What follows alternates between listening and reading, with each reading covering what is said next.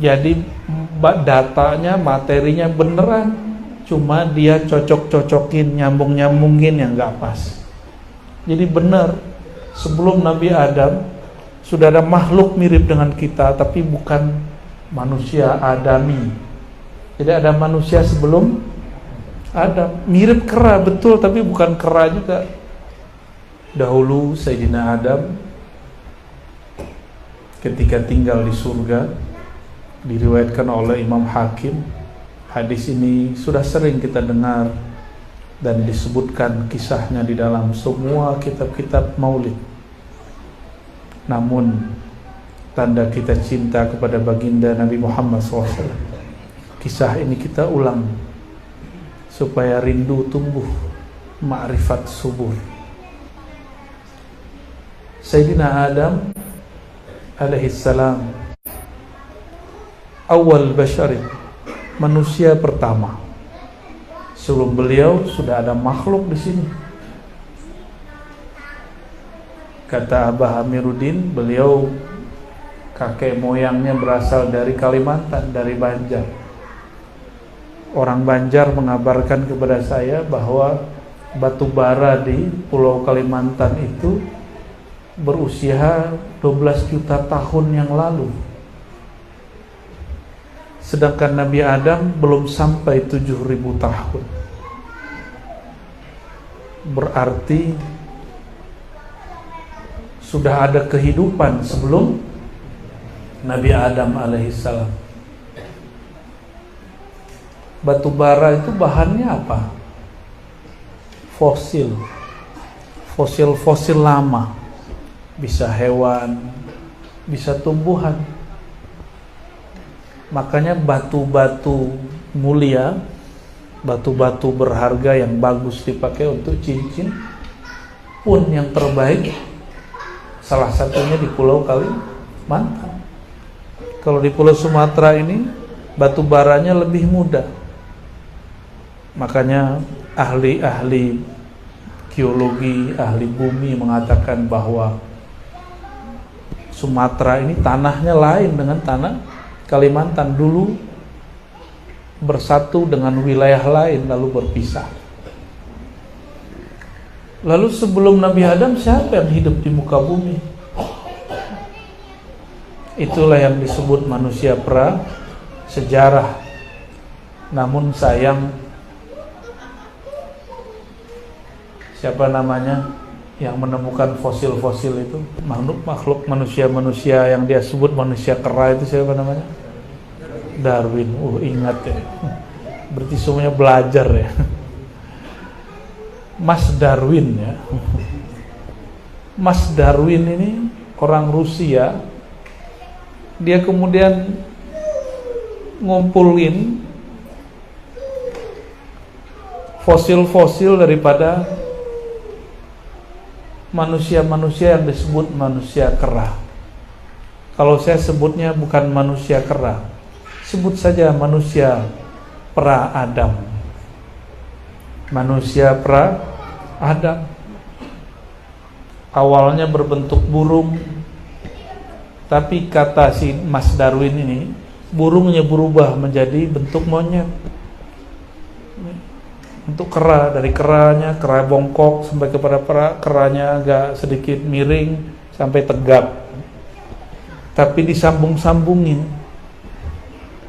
Jadi datanya, materinya beneran, cuma dia cocok-cocokin, nyambung-nyambungin yang gak pas. Jadi benar, sebelum Nabi Adam sudah ada makhluk mirip dengan kita, tapi bukan manusia adami.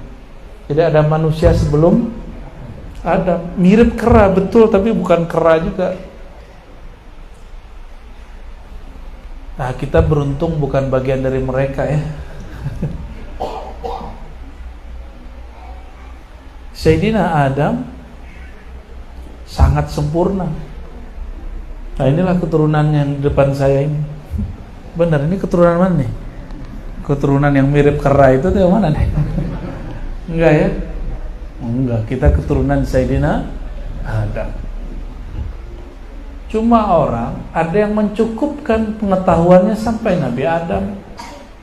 tidak mau membahas lebih panjang. Padahal tadi berapa umur batu bara? Sekitar 12 juta ribu tahun. Saya nggak tahu tuh berapa tuh ngitungnya. Itu baru satu informasi, baru salah satu jenis batu bara. Mungkin ada yang lebih tua.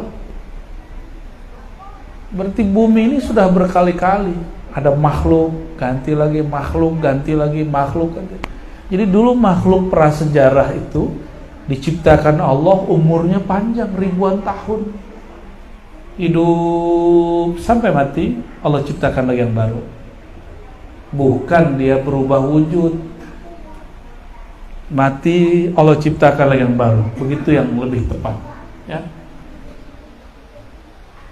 Tatkala dicipta Sayyidina Adam ini dicipta dari 4 unsur, tapi yang dominan, pembalut semua unsur itu, penyatu semua unsur itu adalah unsur tanah. Jika Allah menciptakan syaitan, iblis dari api, tapi tidak menyebutkan satu kalimat di situ. Apa satu kalimat yang paling berharga ketika Allah menciptakan Nabi Adam? Ada kalimat khalaqtuka biyadai. Aku ciptakan engkau langsung dengan tanganku. Jangan bayangkan tangan begini, karena Allah bukan fisik, Allah bukan benda. Maka kata tangan untuk sifat Allah hanya Allah yang tahu maknanya. Jadi nggak usah dibayang-bayang. Saya pernah bertamu kepada seorang yang lumayan berkelas lah secara ekonomi dan politik, tapi sangat humble. Menyajikan sesuatu terus dia ngomong, ini langsung buatan saya, Buya. Ini langsung buatan saya. Dia punya asisten, tapi bukan asisten yang buat. Dia langsung mengatakan, ini buatan saya langsung. Itu maksudnya apa? Penghormatan. Ini yang tidak diberikan kepada Azazil alias iblis. Jadi tubuh Sayyidina Adam dicipta dengan apa? Langsung dengan campur tangan Allah Subhanahu wa ta'ala. Kalau sudah faham bahwa Allah bukanlah benda, sebutlah tangan, tidak masalah. Karena dia bukan benda, bukan fisik. Itulah sentuhan, itulah jadinya kita ini. Jadi tubuh ini mulia sekali. Walaupun hidungnya maju ke belakang, ya, jerawatnya banyak, kulitnya mateng-mateng seperti sawo, tapi ini sentuhan Allah SWT. Orang Barat berjemur di pantai Bali supaya apa? Biar sawo kayak kita. Kita suntik-suntik pakai botok, biar putih pucat. Tapi urusan orang-orang lah ya. Di Prancis perempuan-perempuannya nggak terlalu tinggi, tapi hidungnya bangir. Hidungnya terlalu maju, tapi bukan kayak Pinocchio. Di Korea Selatan kulitnya putih-putih, gadis-gadisnya, tapi hidungnya lebar-lebar. Mereka pengen hidung seperti orang Eropa. Diapain? Dipermak. Sama, yang di Prancis ngurangin, yang di Korea majuin. Kita nggak usah lah ya. Ini sudah sempurna untuk kita. Bentuk ini sudah sempurna untuk kita. Jadi nggak usah diapa-apain. Ternyata Allah menciptakan dan menyebutkan kata tangan. Disitulah Allah Subhanahu wa ta'ala mengambil huruf-huruf dari Nabi Muhammad SAW. maka tubuh kita ini tidak lepas dari huruf-huruf itu. Maka kalau ahli-ahli ma'rifat mengatakan tubuhmu itu sebenarnya zahir dari nama Sayyidina Muhammad sallallahu alaihi wasallam. Maka Sayyidina Adam dicipta sempurna. Ketika melirik ke atas terlihatlah arasy. Di arasy tertuliskan la ilaha illallah Muhammadur Rasulullah. Apa kata beliau? Tidak mungkin nama setelah Allah kecuali nama makhluk paling mulia. Maka beliau ketika menikahi nenek kita, ibunda kita Sayyidatuna Hawa, wanita tercantik di alam semesta. Sampai hari ini kecantikan ibu-ibu itu, perempuan, gadis-gadis, hanya sekian 0,00 sekian persen dari kecantikannya. Sayyidatuna Hawa tidak boleh disentuh sampai kemudian Sayyidina Adam bersolawat kepada Sayyidina Muhammad sallallahu alaihi wasallam.